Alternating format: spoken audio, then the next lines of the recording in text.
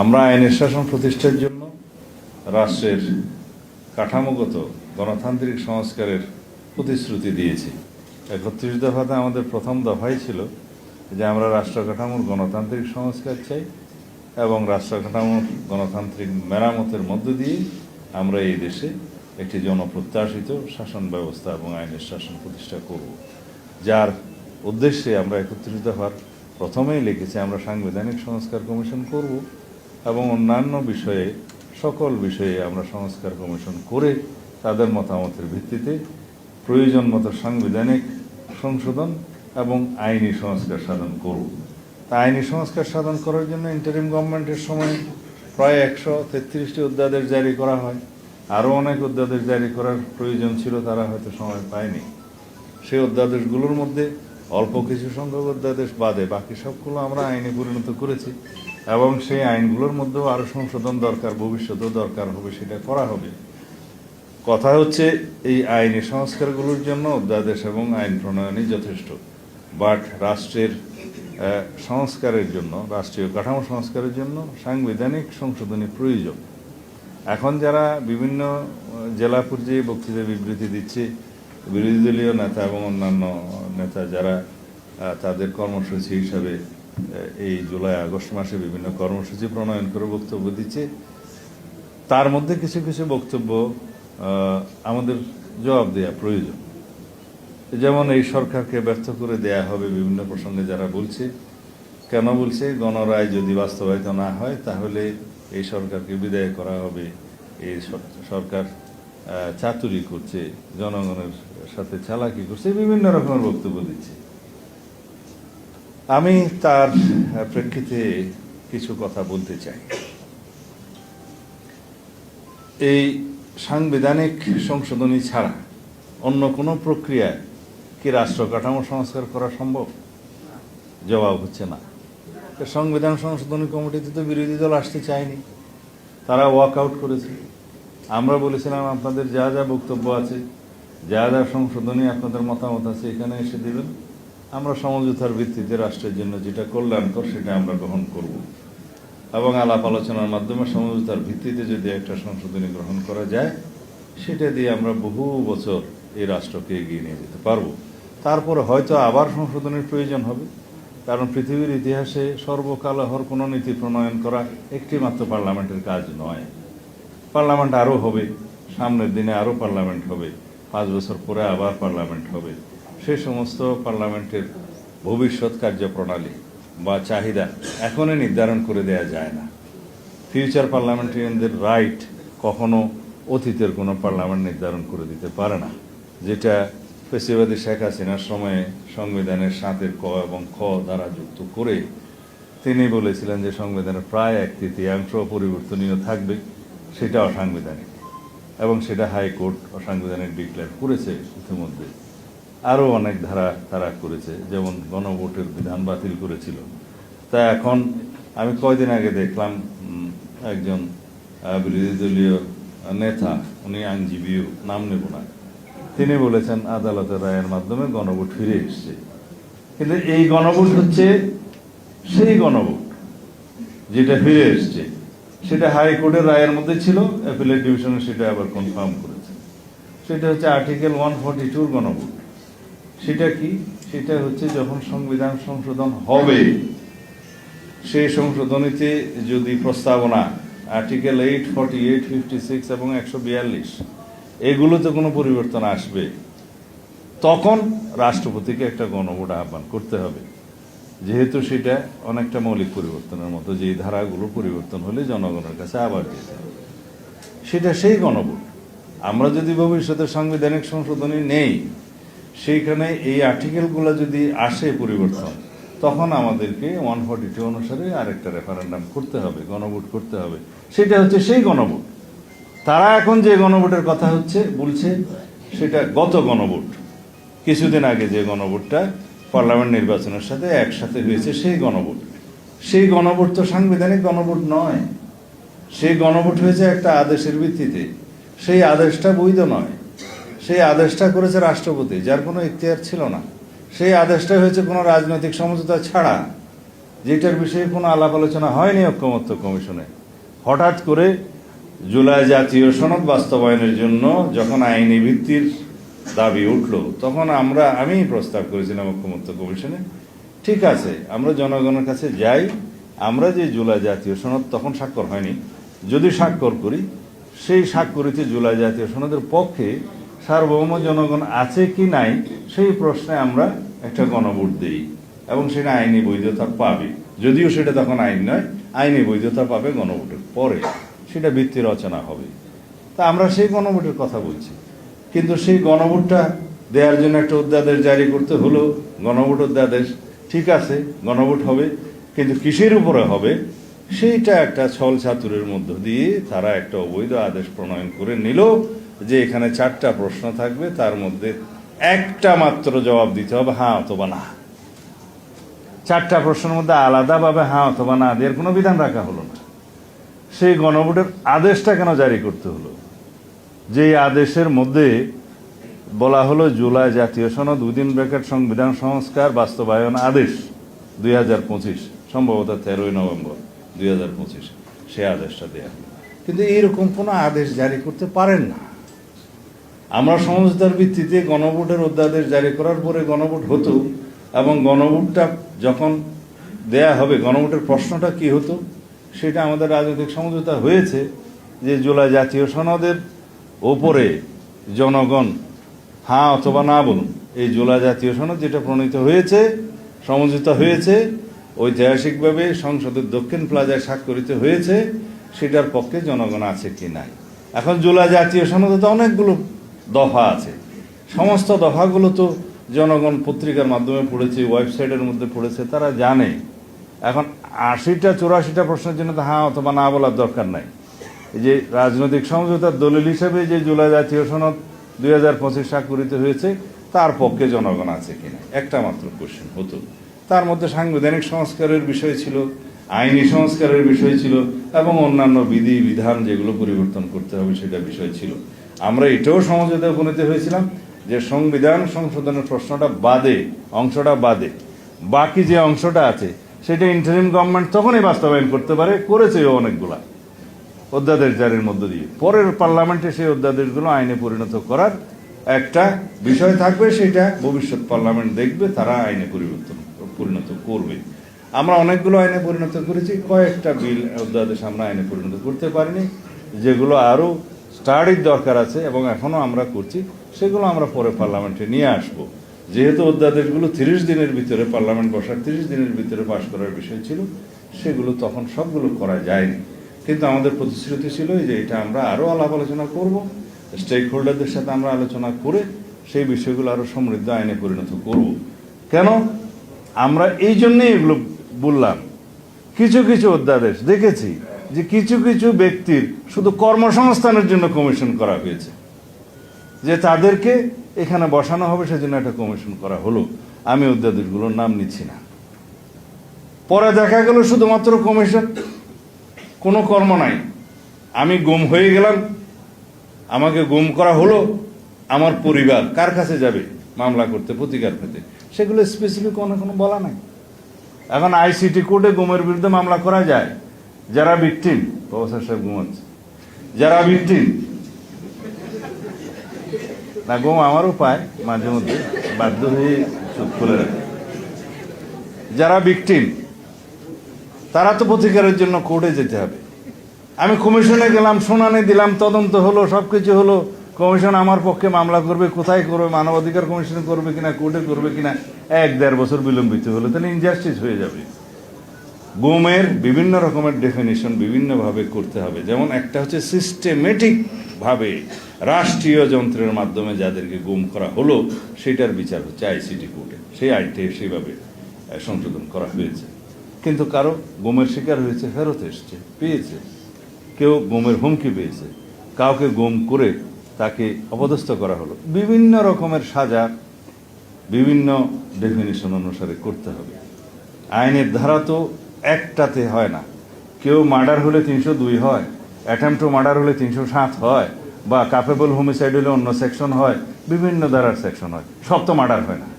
তো সুতরাং গুমের ক্ষেত্রেও বিভিন্ন স্তরের ডেফিনিশন থাকতে হবে, তার প্রতিকারের ব্যবস্থা করতে হবে। সেই জন্য আমরা এখন আলাপ আলোচনা করে সামনের সেশনে একটা আইন আনার চেষ্টা করছি। এই সেশনে সব আনা সম্ভব হয়নি। সেটা হবে গুম প্রতিরোধ আইন। সেখানে এই সমস্ত বিষয় ডিফাইন থাকবে, কোন কোর্টে বিচার হবে, কোন কোন ধরনের গুমের জন্য কত বছরের সাজা হবে, কোন কোর্টে সেটা এখতিয়ার থাকবে ইত্যাদি থাকবে, প্রসিডিউরাল ল হিসেবে কোনটা ফলো করবো ইত্যাদি থাকবে। সেগুলো না করে ইন্টারিম গভর্নমেন্টের সময় কিছু কমিশন করে দেয়া হলো এবং কিছু কিছু লোককে সেখানে নিয়োগ দেয়া হলো এবং বলা হলো এগুলো সব পাশ করে দিতে হবে। কেন পাশ করা হবে?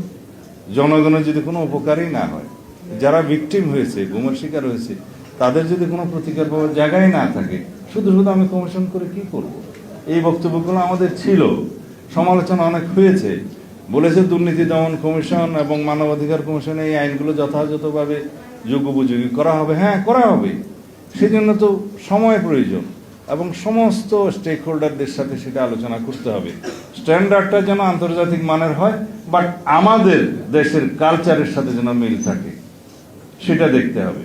মানবাধিকার কমিশনে এমন কোনো বিধান আমরা সংযুক্ত করতে পারবো না যে মানবাধিকার কমিশনের সেই সমস্ত বিধান কার্যকর করতে গেলে আমার দেশের ইন্টিগ্রিটি থাকবে না, আমাদের জাতীয় সংহতি থাকবে না।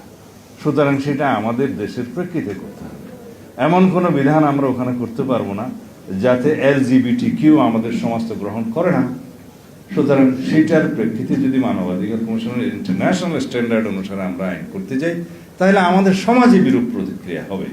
আমাদের ধর্মীয় কালচার, আমাদের সামাজিক কালচার কি বলে তাকেও আমাদের মনোযোগ দিতে হবে। সব কিছু অ্যাডজাস্ট করে আইনটা এমনভাবে করতে হয়, কমিশন এমনভাবে করতে হয়, সেই জন্য আমাদের এই ভূমিতে যেন সেটা আমরা প্রয়োগ করতে পারি। কিন্তু আইন অনেক করা যাবে। ব্রিটিশ স্ট্যান্ডার্ডের আইন ব্রিটিশে প্রচলিত থাকতে পারে, প্রয়োগ করতে পারে, বাট আমরা তো ব্রিটিশ না, আমরা বাংলাদেশি।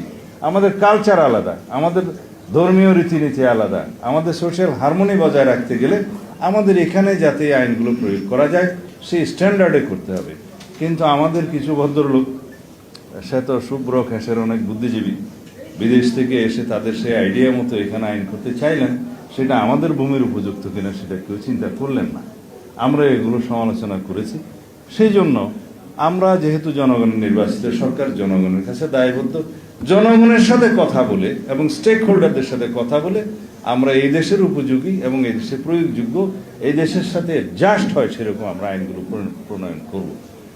সেই একই কথা ঘুরে ফিরে তার জন্য একটা সাংবিধানিক ভিত্তি চাই। সেই ভিত্তিটা রচনা করার জন্য, সাংবিধানিক সংশোধনের জন্য একটা সংসদীয় কমিটি করে দেওয়া হয়েছে। যেভাবে হোক আমাকে উপযুক্ত মনে করেছে, আমি ওইটা সভাপতি করা হয়েছে আমাকে। কিন্তু আমরা আলাপ করব আপনাদের সাথে, প্রেস ক্লাবের সাথে, বুদ্ধিজীবীদের সাথে, সাংবাদিকদের সাথে, শিক্ষক সমাজের সাথে, এডিটরদের সাথে, জুডিশিয়ারির সাথে, সুপ্রিম কোর্ট বার অ্যাসোসিয়েশনের সাথে, সংবিধান বিশেষজ্ঞদের সাথে এবং সামাজিকভাবে আমরা সেমিনার সিম্পোজিয়াম করে আমরা সেই অ্যাডভাইসগুলো গ্রহণ করব। তারপরে আমরা সেই সাংবিধানিক সংশোধনের জন্য একটা সুপারিশ প্রণয়ন করব। তারপরে আসলো, এ তো গেল সংবিধানের বিষয়। বাকিগুলোর কি হবে? আমরা সমাজের মধ্যে যে এই সমস্ত আইন কানুনগুলো সংশোধন করার দরকার রাষ্ট্র পরিচালনা করার জন্য, সেগুলো আমরা ফাইন্ড আউট করে এই জুলাইয়ের জনপ্রত্যাশা অনুযায়ী, ছাত্রগণ অভ্যুত্থানের আকাঙ্ক্ষা অনুযায়ী এবং তার প্রেক্ষিতে আমাদের প্রদত্ত অঙ্গীকার অনুযায়ী, জুলাই জাতীয় সনদে যে সমস্ত অঙ্গীকারে আমরা সই করেছি সেই অনুযায়ী আমরা সেগুলো প্রণয়ন করে বাস্তবায়ন করব। আর তাহলে জুলাই গণ অভ্যুত্থানে নুরুরা অনেক কথা বলছে, রাশেদরা অনেক কথা বলছে, ছাত্রনেতারা অনেক কথা বলছে। পর্দার অন্তরালে অনেকেই থাকে যারা আন্দোলনে, যারা গণ অভ্যুত্থানে ভূমিকা রেখেছিল। তাদের মধ্যে কিছু অংশ আমারও ছিল, কিন্তু আমি কখনো দাবি করিনি, প্রয়োজন হয়নি। আমি এক জায়গায় শুধু বলেছি, যদি আমরা নির্বাসনে না থাকতাম তাহলে হয়তো এটাকে সংগঠিতভাবে সুচারুভাবে পরিচালনা করে একটা সফল পরিণতির দিকে আনা দুষ্কর হয়ে যেত। এটা হচ্ছে আসলে সত্য কথা, বাস্তবতা। এখানে যারা নেতৃবৃন্দ ছিল তারা তো বাড়িতেই থাকতে পারে না, অফিসেও যেতে পারে না, কারাগারেও ঠিকমতো শুতে পারে নাই। তাহলে কি হতো? হ্যাঁ, ইতিহাস অনেক সময় আগের থেকে অনেক কিছু বলে দেয় না। কেউ এক সময় নির্বাসনে ছিল, এখানে মুক্তিযুদ্ধ করেছে কারা? যারা মাঠে ছিল। সম্মুখ যুদ্ধ করেছে কারা? তারা, যারা মাঠে ছিল। নীতি প্রণয়ন করেছে কারা? তারা নির্বাসনে ছিল কিনা? তাহলে যুদ্ধ মাঠে হয়, যারা শহীদ হয় তারা মাঠে হয়, যারা সম্মুখ সমর করে তারা মাঠে থাকে। কিন্তু সেই যুদ্ধটা পরিচালনা করার জন্য একটা জায়গা থাকে, নীতি প্রণয়ন করতে হয় এবং সেটা সমন্বয় করতে হয়। আমরা কেউ কেউ সেই কাজটা করেছি। আমি কোনোদিন কৃতিত্ব নিতে চাই না। কৃতিত্ব নিয়ে কি হবে? আমরা যার জন্য দীর্ঘ 17 বছর সংগ্রাম করেছি, সেটা একটা উন্মুক্ত গণতন্ত্রের জন্যই তো। সেই গণতন্ত্র এদেশের চায়নি এমন কোনো জনগণ আছে? হ্যাঁ, যারা দিল্লিওয়ালা তারা আছে। যে সমস্ত আমাদের সন্তানরা জীবন দিয়েছে, তারা কেন জীবন দিয়েছে? তারা তো কেউ রাস্তায় গিয়ে মরে যাবে সেটা জানার পরেও বুকে গুলিবিদ্ধ হওয়ার জন্য এইভাবে দাঁড়িয়েছিল। আবু সাইদ দাঁড়িয়েছিল। কেন চেয়েছিল? তারা সবাই একটা মুক্ত গণতন্ত্রের দেশ চেয়েছিল। তারা চেয়েছিল বৈষম্যহীন একটা সমাজ ব্যবস্থা। তারা চেয়েছিল শুধু কোটা নয়, যারা আন্দোলন করেছে কোটা বিরোধী ছাত্র আন্দোলন, সেইটা এই গণতান্ত্রিক আন্দোলনের, গণ অভ্যুত্থানের সূতিকাগার হিসেবে কাজ করেছে। আমি স্বীকার করি, অনেকেই বক্তব্য দিয়েছেন যে কোটা আন্দোলনের হাত ধরে এবং নিরাপদ সড়ক আন্দোলনের হাত ধরে 2024-এর ছাত্র গণ অভ্যুত্থান সংগঠিত হয়েছে। এটার মধ্যে যোগসূত্র আছে। এটা একটা কিউমুলেটিভ রেজাল্ট, একদিনে হয় নাই। সবাই বলে মুক্তির মন্দিরে সোপানো তোলে কত প্রাণ হলো বলিদান, লেখা আছে অশ্রু জলে। এটা আমাদের এই সফল গণ অভ্যুত্থানের ক্ষেত্রে খুবই প্রযোজ্য। এটা ভারতে বিভিন্ন অনুষ্ঠানে অনেকটা বিভিন্ন দিবসে আর কি, জাতীয় দিবস, এটা গাওয়া হয়। এটা 47-এর জন্য গাওয়া হয় তাদের। আমরা 71-এর জন্য হয়তো এই গানটা গাইনি, অন্য গান গিয়েছি। কিন্তু এখন যে প্রসঙ্গটা এসছে মোহিনী চৌধুরীর সেই কবিতা, যেটা পরে গান হয়েছে, সেটা খুবই প্রাসঙ্গিক। কারণ এখানে দীর্ঘ 17 বছরে দেশনেত্রী বেগম খালেদা জিয়া থেকে শুরু করে শেষ পর্যন্ত যে আমাদের সন্তান শহীদ হয়েছে, তার নাম যেই হোক, অজানা শহীদ হোক, তাদের প্রত্যেকের এই যে কন্টিনিউয়াস ধারাবাহিক রক্তদান, অবদান, ত্যাগ, এগুলো সব কিছুর সমন্বয়ে এই সোপানগুলো তৈরি হয়ে 5ই আগস্ট হয়েছে। এখানে হাসিনা সম্মুখে ছিল, তার সম্মুখে ছিলাম আমরা। হাসিনার পিছনে অনেক শক্তি ছিল, রাষ্ট্রযন্ত্র ছিল, বিদেশি শক্তি ছিল। আমাদের সামনে ছিল, আমাদের সাথে শুধু জনগণ, নিরস্ত্র, এবং আমাদের নিরস্ত্র জনগণ এবং ছাত্র সমাজ, যারা খালি হাতে লড়াই করে এই সশস্ত্র দানবের বিরুদ্ধে বিজয় অর্জন করেছে। তাদের উচ্চারণ ছিল বুকের ভিতর কি যেন অনেক ঝড়, বুক পেতেছে গুলি।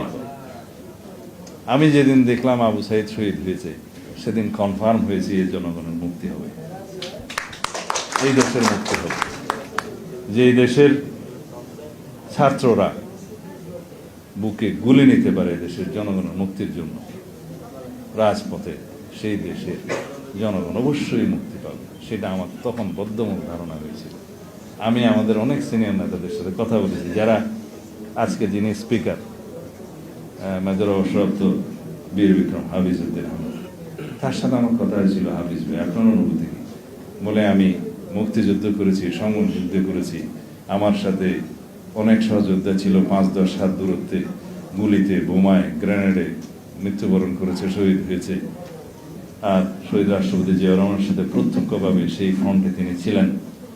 একটু কাছাকাছি এসে গ্রেনেডটা ফুটলে হয়তো তারা উভয়ই শহীদ হয়ে যেতেন। এটা আমি দেখেছি। যেখানে যে দেশের মানুষ রক্ত দিতে পারে মুক্তির জন্য, সেই জনগণকে কেউ রুখে দাঁড়াতে পারবে না। আমাকে বলছে তুমি নিশ্চিত হোক, খুব শিগগিরই যাতে মুক্তি হবে। এই কথাগুলো আমার মনে আছে। সেই 16 তারিখ 17 তারিখ, আজকে তো 19 তারিখ, 19-এর শহীদের সংখ্যা সম্ভবত 70-এর বেশি, সবচেয়ে বেশি। আমরা এই এত রক্তদানের মধ্য দিয়ে যে মুক্তি পেয়েছি, যে গণতান্ত্রিক পরিবেশ পেয়েছি, কথা বলার অধিকার পেয়েছি, বাক ব্যক্তির স্বাধীনতা পেয়েছি, একে আমরা সংরক্ষণ করতে হবে। ফ্যাসিবাদ বিরোধী জাতীয় ঐক্য যেটা গড়ে উঠেছে তাকে আরো শক্তিশালী করতে হবে। কিন্তু আমাদের মধ্যে যারা বিভক্তির সুর রচনা করতে চায় সেই সমস্ত বন্ধুদেরকে বলবো, জুলাই কারো একার না। জুলাইয়ের চেতনা দিয়ে কেউ ব্যবসা করবেন না। যারা জুলাই চেতনার উপর ভিত্তি করে রাজনৈতিক সংগঠন গড়ে তুলেছে তাদের প্রতি আমার নসিহত হলো, শুধুমাত্র জুলাইয়ের চেতনা বিক্রি করে বেশি দিন রাজনীতি করা যাবে না। যারা শুধু এমপি মন্ত্রী হওয়ার জন্য, উপদেষ্টা হওয়ার জন্য জুলাইকে ব্যবহার করেছেন, তাদের এখনো সময় আছে যে নতুন বন্দোবস্তের, নতুন রাজনীতির নতুন ধারা প্রণয়ন করার যে অঙ্গীকার তারা করেছে, আমার বন্ধুরা করেছে, তারা যেন নতুন বন্দোবস্তের নতুন ধারাটা মানুষের সামনে প্রকাশ করে, কিন্তু পুরাতন বন্দোবস্তের আদলে নয়। তারা নতুন বন্দোবস্তের রাজনীতি কথা বলে পুরাতন বন্দোবস্তের মতো আওয়ামী বন্ধুদের, যোদ্ধাদের সাথে দেখা করতে যাবে, সেটা সঠিক নয়। সুতরাং জনগণের সামনে তাদেরকে উন্মুক্ত হতে হবে যে নতুন বন্দোবস্তের রাজনীতি কোনটা। দায় ও দরদের রাজনীতির যে ভাষাটা, আমার কিছু কিছু বৃদ্ধ বুদ্ধিজীবীর ভাষা, তারা আমারও বন্ধু, পুরাতন বন্ধু বিশ্ববিদ্যালয়ের, শব্দগুলো উচ্চারণ করে যে নতুন বন্দোবস্তের রাজনীতি, দায় ও দরদের রাজনীতি, এত বাক্য বিশারদ হওয়া ভালো না। কারণ এই শব্দগুলো অনেক বেশি ওজন বহন করে। এগুলো আমরা ব্যাখ্যা দাবি করি যে আপনাদের নতুন বন্দোবস্ত কি বলুন দয়া করে, দরদ এবং দায়ের রাজনীতি কি সেটাও বলুন। শুধু বক্তৃতা দিলে হবে না। যদি আপনাদের এই নতুন বন্দোবস্তের রাজনীতি জনগণ গ্রহণ করে, আপনাদের পক্ষে জনগণ থাকবে। কিন্তু শুধু একটা দল গঠন করে জুলাইয়ের চেতনার ভিত্তিতে এবং এই চেতনাতে ব্যবহার করে যারা 47-এর চেতনার কথা বলে, তাদের কাছে গেলে তো অসুবিধা। এখন আমি বলেছিলাম একদিন সংসদে যে আপনারা তো 47-এও পাকিস্তানের পক্ষে ছিলেন না, এখন 71-এর প্রসঙ্গে যখনই আসে বলে 47, আমরা 47-এ যাই। তো 47-এ তো ছিলেন না আপনারা, 71-এ তো ছিলেনই না। এখন দয়া করে 24-এ থাকেন, তাহলে জনগণ উপকৃত হবে। সব সময় স্রোতের বিপরীতে, জনগণের চাহিদার বিপরীতে বক্তব্য দিয়ে দেশের মানুষকে আর বিভ্রান্ত করা যাবে না। নিজেদের রাজনৈতিক হীন স্বার্থের জন্য আপনারা 47-কেও ব্যবহার করেন, 71-কে অস্বীকার করেন, 24-কে আবার ব্যবহার করবেন, তা হবে না। আমাদের সামনে রাজনীতি পরিষ্কার। আমরা আর কখনো ফ্যাসিবাদের উৎপত্তি চাই না, পরিষ্কার কিনা? আমরা আর কখনো রাজপথে গণতন্ত্রের জন্য রক্ত দিতে চাই না। সেই পরিবেশ আমাদের নিশ্চিত করতে হবে। তাহলে ফ্যাসিবাদ বিরোধী জাতীয় ঐক্যটাকে আমরা ধরে রাখতে হবে। আমাদের মধ্যে দ্বিমত থাকবে, বহুমত থাকবে, সেটা সংসদে থাকবে, সংসদের বাইরে থাকবে, কিন্তু জাতীয় এই প্রশ্নগুলোতে আমাদেরকে ঐক্যবদ্ধ থাকতে হবে। যদি আমরা না থাকি, কেবলই স্বৈরাচারের ফেরার পথটা প্রসারিত হবে। সেটাকে আমরা কেউ চাই?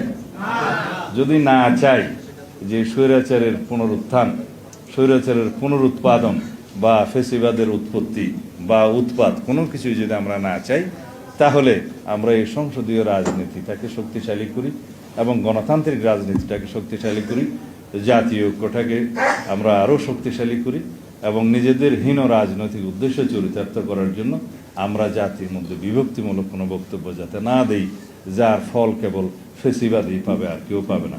ধন্যবাদ আপনাদের।